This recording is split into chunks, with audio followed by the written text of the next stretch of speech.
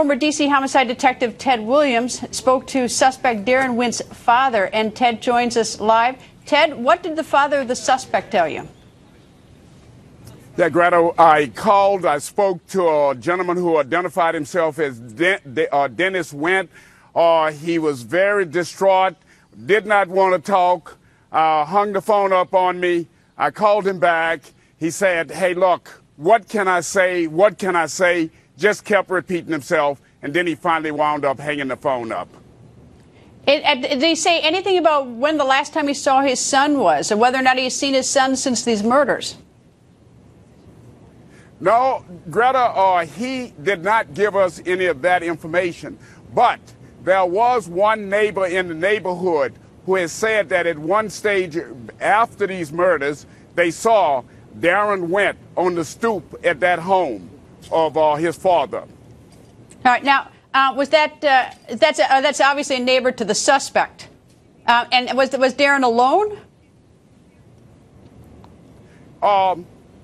He wasn't able to tell us that, but Griff Jenkins and I did in fact go behind the church where that car was torched, and we only, as you've seen in the grainy videos, one person running away. And I got to tell you, Greta, that's about 5 miles approximately from Dennis Wint, the father's home.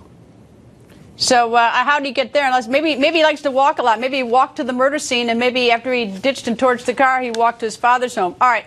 The crime scene where you are right now, is it still an active crime scene in the sense that the police still have it cordoned off with yellow tape? Are they still going in and out of the house collecting evidence? Absolutely, Greta.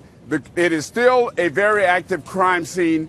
It is cordoned off with crime scene tape. Greta, you said something earlier. If these individuals were in that home, or one individual was in that home from Wednesday to Thursday, I can unequivocally tell you there's a great deal of evidence that you would leave if you were in that home that long.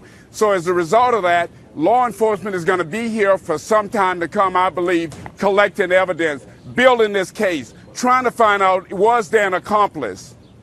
Ted, I keep looking, for some reason I'm hung up on the accomplice thing. The focus has been a manhunt for one person. Maybe they're looking for others. But at the top of the show, our reporter reported that the 3 adults were in 3 different rooms, which would be very difficult to unless they're tied up. Do you know if the 3 were tied up in the rooms or anything to restrain them?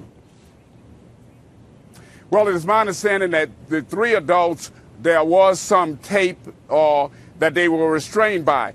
But there's something that mystifies all of us, and I'm sure the viewers also, is how did one man, Daron Wint, control all 4 of these individuals at any one given time? Because remember, he was in there, from what we know, from Wednesday night on into Thursday until the house was torched and someone took off in the porch, and the Porsche automobile, and we believe that to be Daron Wint.